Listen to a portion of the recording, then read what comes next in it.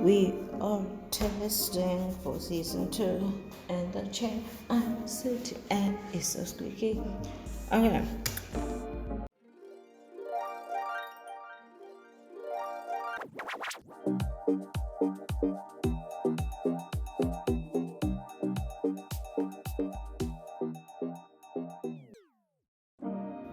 Hello, lovers, and welcome back to season 2 of Starring Cupid, starring me. It's your boy Zamadorix. Nothing more, nothing less. From the east, not the west. Back from my rest.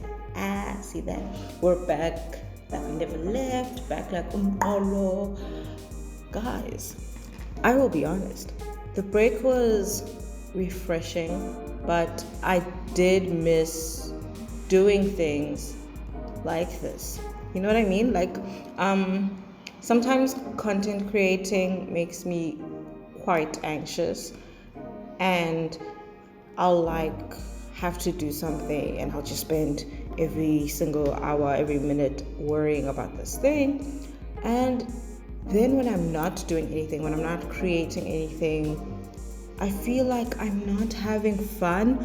I'm having fun, but it's just like, what else? What else is there to life, you know? So I'm really glad. Wait, English. Let's try that again. I'm really glad to be back. I'm so happy to be back. I have been secretly working though by watching a lot of stuff. I mean, like, I've been watching TV shows, I've been watching a lot of movies, and that's significant for me. Like, I do enjoy watching movies, but I used to watch a movie every 2 days because life and school gets in the way. Now I'm clocking maybe 2.5 a day. Like, I'm burning through things, and it's great. I love this for me. The beauty of school and the beauty of school being over and being bored is that I get to crush it when it comes to binge watching stuff. I'm still taking my time. I'm still going as slow as I am, but I'm going beyond a level I thought I'd never go beyond. You know what I mean? Or maybe that's just very dramatic. Anyway, luckily for you, my dear lovers, that means I have more shit to talk about, which means y'all are gonna get so many episodes out of me if I still have the power to do this in a month. We cross our fingers.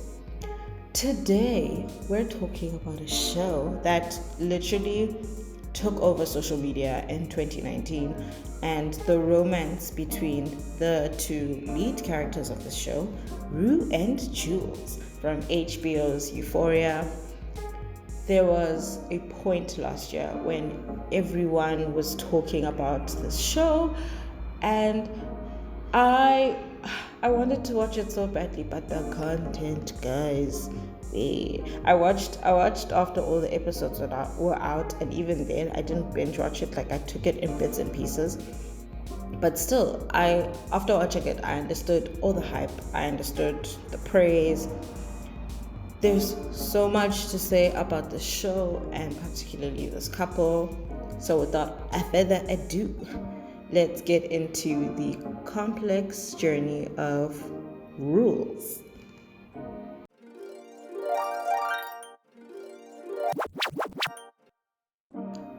The series was created by Sam Levinson in 2019. He's also the writer for the show, and he directed a few episodes.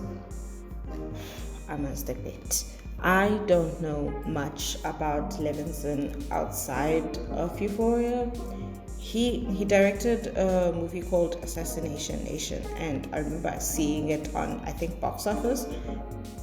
And if I recall correctly, it sounded very interesting to me when I saw the synopsis on thing. So hopefully one day I'll watch that, and then I'll give you guys a broader view on his work. But yeah, based on my limited knowledge, I rate Levinson is good at his job. What he did for this show is bloody bloody brilliant.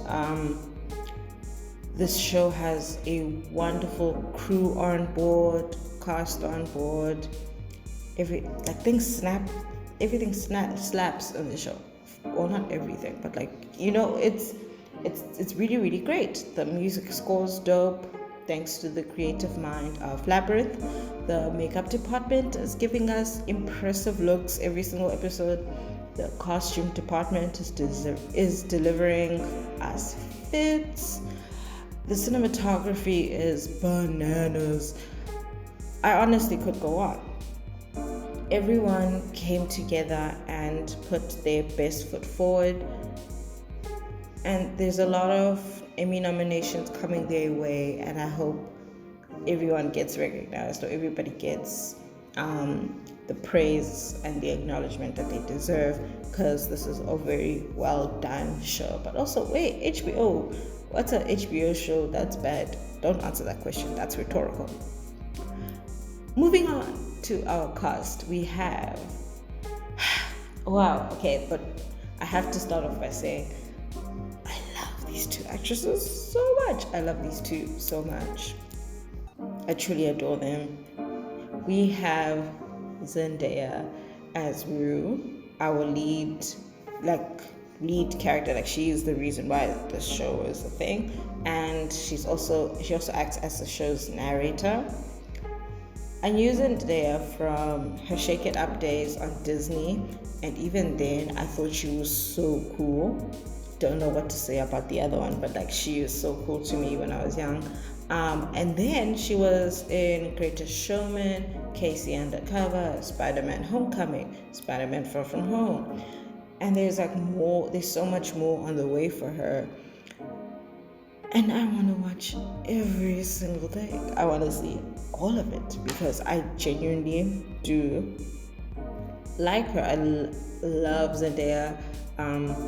One could say I am a fan of everything she does: TV, screen, fashion, existence. She really just does it for me.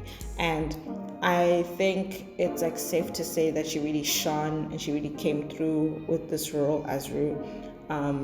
Okay, well, for me at least, I'm not gonna speak for other people. For me, she did really well. This was a different side of her, and I really enjoyed watching her in this. I felt sad for her half the time, but I really enjoyed watching this with her. Then we have Hunter Schafer as Jules, the love interest and other lead character. This is Hunter's first acting role, so I don't have anything to refer back to, but I do love her. I might equally love her. Hunter brings me great joy when she's on screen. Every time she's on screen, she just looks like a bundle of happiness. She's so cute. Oh my goodness. But then when it comes to like the emotional and the hectic things, she also brings that to the screen. Like, she's not bad at playing both, which is why I was shocked when I heard that this was her first like proper acting role. I can't wait to see her in other things and other projects. Love Hunter. Honorable mentions on this cast is tricky. There are a lot of honorable people to mention, and also in the span of the eight episodes that they have, there's a lot of people, and they're great. We have Angus Cloud, who plays Fez, and he is what I would like to describe as strangely adorable. I say strangely because when they write about drug dealers in like scripts and stuff, they don't intend, or they don't try to make that person, that drug dealer, like adorable or like lovable. And I think that kind of makes Fez more adorable, because on top of his just general niceness, there's like he goes above and beyond. And I also think he's just convincing. Yeah. I like Jacob Elordi's acting in this. He plays that pond scum we know as Nate Jacobs. Guys, I despise the character. Like, I hate Nate Jacobs, but I like how Alodi is making it easy to hate him. I think good villains come from great acting and great writing. So I guess I do like Jacob Elordi. I just hate Nate Jacobs. Yeah. Other honorable mentions: Alexa Dim, who plays Maddie; Sydney Sweeney, who plays Cassie; Maud Apatow, that plays Lexi, if I'm not mistaken. All great. Those episodes with Coleman Domingo, I think his name is Ali in the show. He meets Rue at rehab. Whenever he's in a thing, whenever he was in an episode, I would enjoy him when he was there. So shout out to Coleman Domingo, even though he was there for like 2-3 episodes. Loved him. All honorable. If I didn't mention someone you like, I'm so sorry. The series is long, and also this is my show. Hopefully, so far I haven't spoiled too much, but in case you are a person that has never seen anything to do with Euphoria, or you're wondering what it's about, here's a quick summary. This show focuses on a group of teenagers, partially narrated by Rue, and these teenagers are dealing with the growing pains of high school, toxic relationships, and drug use. Rue has just gotten back from her time at rehab, and Jules is the new girl in town. Somewhere in the middle of the chaos happening around them, Rue and Jules fall for one another. If you have not seen this show, and you like shows that are quite dramatic but also well done, or like well produced and stuff like that, you should watch it. If you're a person that likes HBO shows, I think you might enjoy it. So try it out. That's my suggestion to you. Try it out. If you don't like it, that's fine. I don't think it's a train smash if you don't like it. Like, yeah, but try it out. That's my suggestion. Again, I watched this show last year, so it's been a while. It's been a couple of months. I'm going to try and not speak too heavily on like the plot or the external things happening, because this episode will be super long, and I lack a lot of like knowledge to support what I'm saying, because I can't refer back to like episodes, you know. So yeah, we're just getting the I wanna say we're getting the skeleton of rules, because there's so much that's going on in their individual lives. You have to watch to understand. Also, some plot points are significantly heavier than others. I'm going to try my very best to swerve the heavy parts, only because I'm not trying to make people sad. I'm not trying to remind people about bad things, but I'm also trying to be truthful when I'm talking about these two people. That being said, let's get into the episode. It's rules.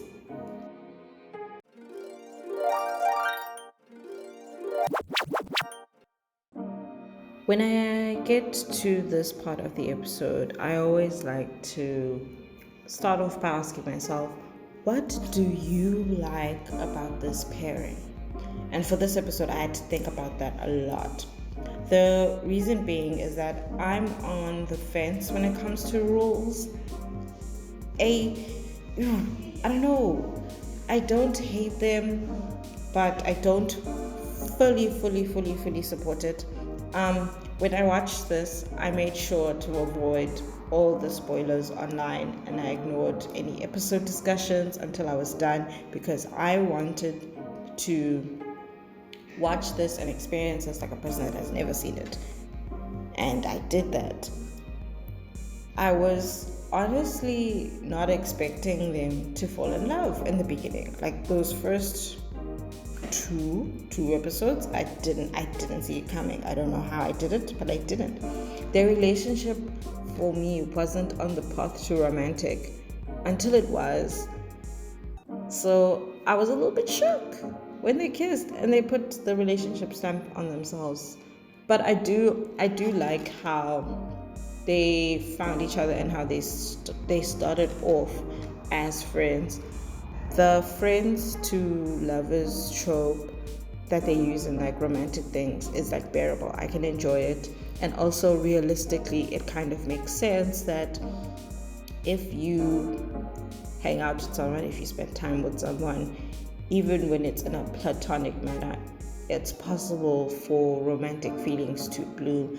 So I think that's why I like the friends to lovers trope, because it feels like one of the most realistic tropes in romance things.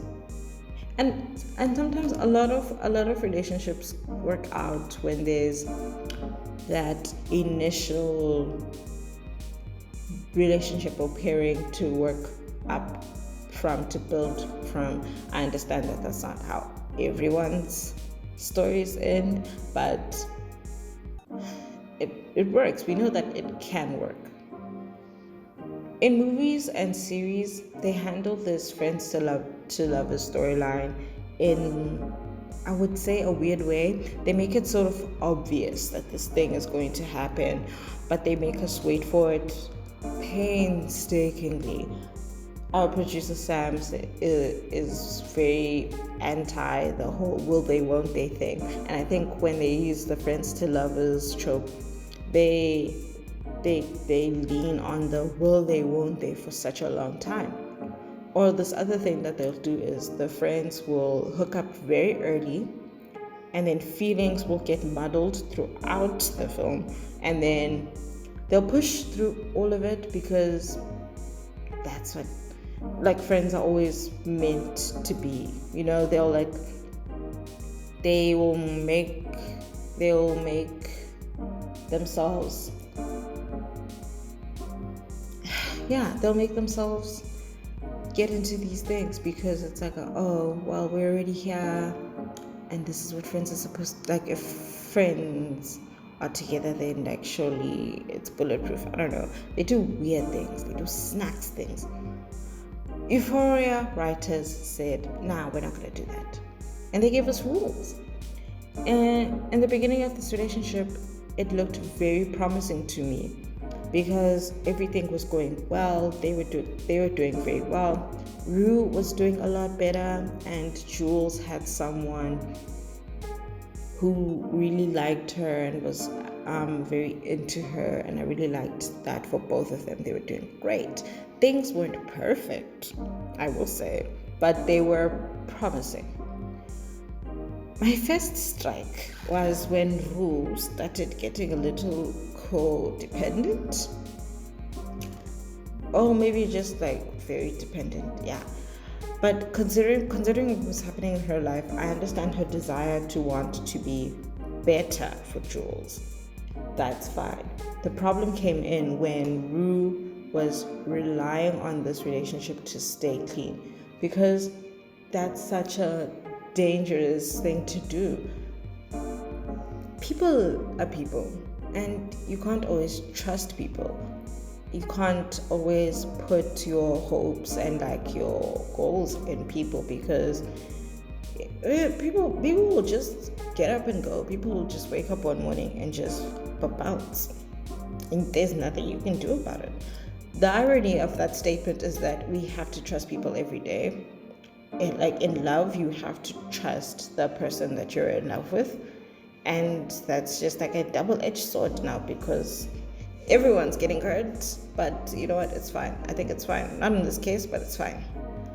It felt great to see Rue happy and in love, but it was equally scary because we as the audience, I say we, I mean me, we as the audience, we fear what would happen if that love left her. Like what would become of Rue if the thing keeping her clean or the thing keeping her on track just suddenly left, and she already has those issues of like people that she loves or like people that she cares for deeply just like leaving her life. We're just looking out for her as the audience, the way Mr. Domingo did when he was on the show, when he was kind of mentoring Rue after their meetings. He also had this concern. I'm not trying to be too harsh on her because I know her story thanks to the show, and like fictionally speaking, I know her story. And my girl is going through it. She's going through a lot. I understand why she's not making the best decisions, but I was so scared for her because this was such a tricky thing, which brings me to Jules, who she's equally going through it. Oh my goodness, she's going through so much. My poor baby. I love Jules. Like I said, she's a bright ball of sunshine, and then she's like this soft baby otter these other times. Like she doesn't deserve pain. Like no one deserves pain, but she doesn't deserve pain. Oh my goodness, Jules. I want to crawl into my screen and defend her sometimes. I want to defend her from Nate. Side rant, I'm sorry. Nate is evil. Yeah, he's evil. Sometimes it feels like the internet doesn't say it enough for me. Every character makes some poor decisions in season 1. And thanks to like Rue's narration and like their background stories, we can like kind of not excuse, but we can understand why they're making those poor decisions. Like we kind of get it. But Nate is evil. He's doing way too much. I hate him so much. Ugh. Anyway, back to Jules. Jules would be a lovely girlfriend to Rue if the circumstances were different.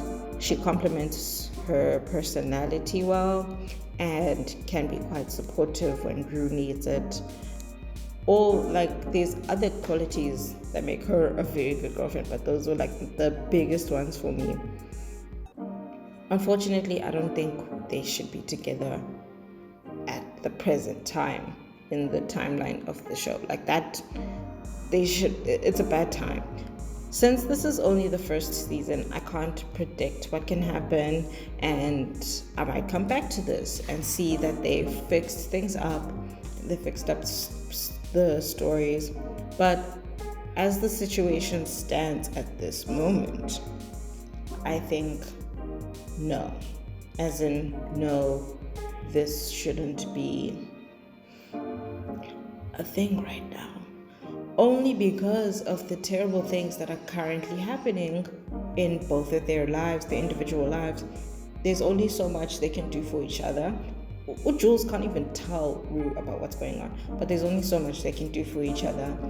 And it's not helping if they are romantically involved, because then they're just like struggling and trying to get through the day. But now they must also be this person that is very heavily involved with someone else, and that takes your emotions, that takes your time.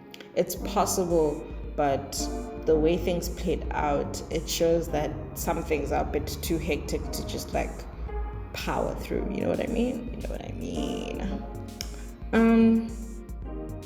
I have like a tiny microscopic note on rules. I like how Jules is very understanding of Rue when things get dark for her.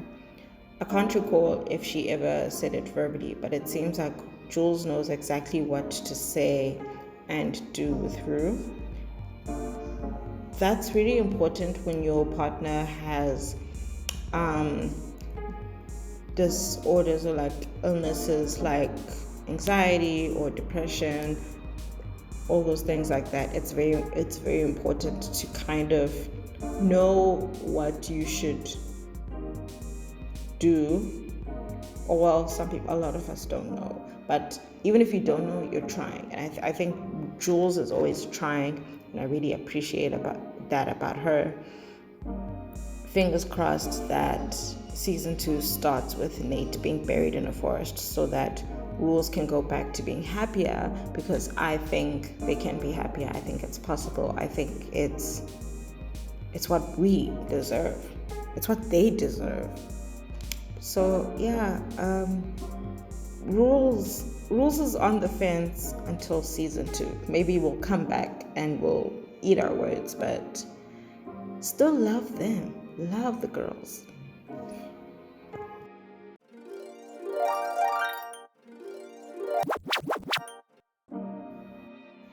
It's time again for my highlights and lowlights.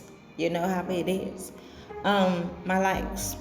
It would be absolutely useless to put out this episode if I didn't mention how much I like the music.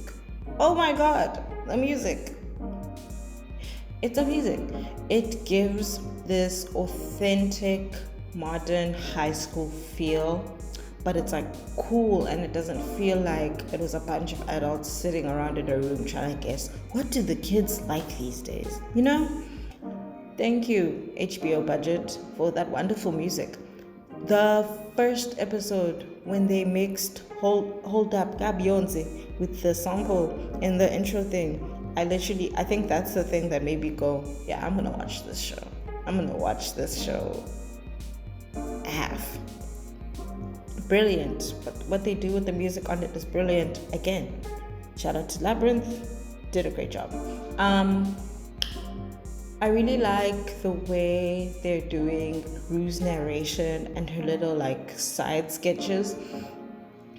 I thought it would annoy me at some point, but because sometimes narration is very bad. Like people do it very badly. They'll narrate and like try to act at the same time, which is always odd for me, because it's like you're not doing it. There's no physicality to the acting, so I'm like anyway, yeah. But when she does it, I just feel very involved. I feel like I'm in everyone's head. So yeah, her narrations are really great. Her sketches, my favorite side sketch is when she becomes Detective Bennett with Lexi. That was a hilarious time. Also, Lexi, Lexi, I like her a lot. I want more of her. She must be in more things. Yeah. Last season, I mentioned how Moonlight felt like a cinematic painting. Sometimes Euphoria feels like that. Like, the art is very high schooly, very Generation Z, but it's art nonetheless. And that's a great thanks to the music, the cinematography, and the lighting, and the makeup, and everything just working seamlessly together. Everything is working hand in hand to tell the story and to paint this beautiful painting. Oh my goodness, there are some slow motion sequences in here that are fucking brilliant. Like, it'll be oh my word. Oh my goodness, this is such a beautiful show. Like, if you look outside of the plot, if you look outside the story and everything, it's just wonderful to watch. Yeah, it's a television painting. I love it. My dislikes. Wait, guys.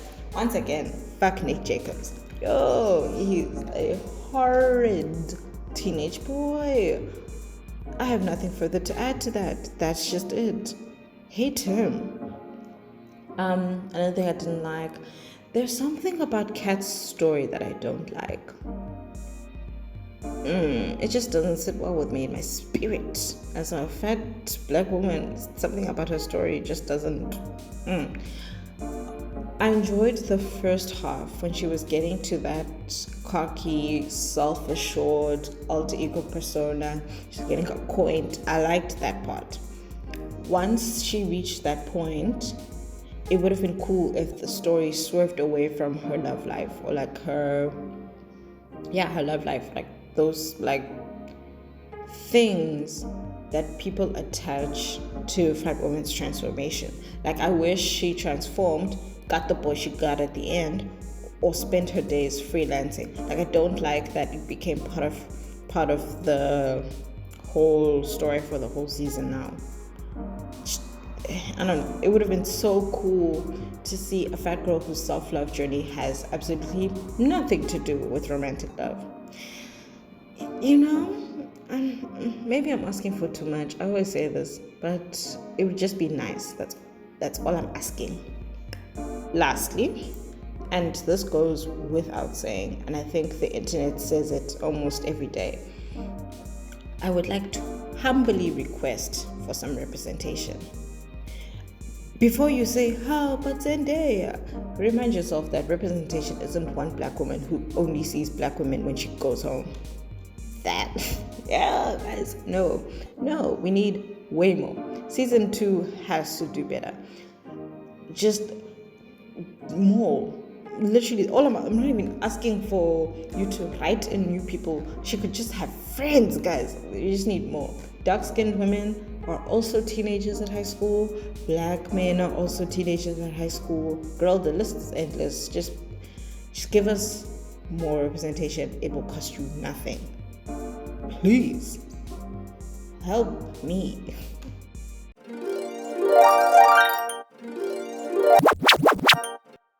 We've reached the end of the show, and it's time for the first official battle of Who's Your Fave on season 2.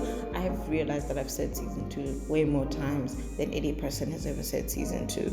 I hope you guys aren't taking a shot every time I say season 2. I wanted to be lazy this week and use the other romantic pairings on the show, but it's actually not laziness. I genuinely want to hear how you guys feel about these couples, because I have feelings about them. Obviously, any couple that includes Nick Jacobs is disqualified, because fuck Nick Jacobs. So we have other couples to talk about. In this corner, we have Cassie and McKay versus Kat and Ethan, that boy that she ends up with who was in my class and stuff. That guy, his name's Ethan, if you didn't know. Personally, I have issues with McKay, and I believe that Cassie can do much better. For example, me. Like, me. Dikona. But anyway, that's not part of the battle. That's biased. That's not what this is about. You are the viewers. You make the decisions. So hit us up. We're going to put the poll up under the tweet as always. I promise I will do this on time. I wanted to do something with you guys with Who's Your Fave. So check out for that. I'll be tweeting and doing stuff like that. And that's it for the first episode. Thank you for listening. Thank you for being with us. I am so excited for what we have in store for you guys. We have so much to speak about. I've already drafted the list of all the couples that we have, and it's taking all my willpower not to drop the entire catalog on you guys, because I like surprises. I like surprising people. I hate surprises personally. So just look out for that. Every Friday and every Sunday, we'll always give you like hints. We'll always drop who's coming up next. Check out for your faves. Listen for your faves. Thank you to everyone who's been listening to me. By the way, during the break, I would constantly check out numbers, and you guys were really listening to us, and I appreciate that so much. We've surpassed 200 plays, which means that there's a very specific bonus episode coming your way one of these days. Yo, guys, don't make bets. Don't make bets that would require you to do work, because when you lose, yeah. So look out for that bonus episode. It will be coming soon, I promise. Until then, lots of love and light to you lovers.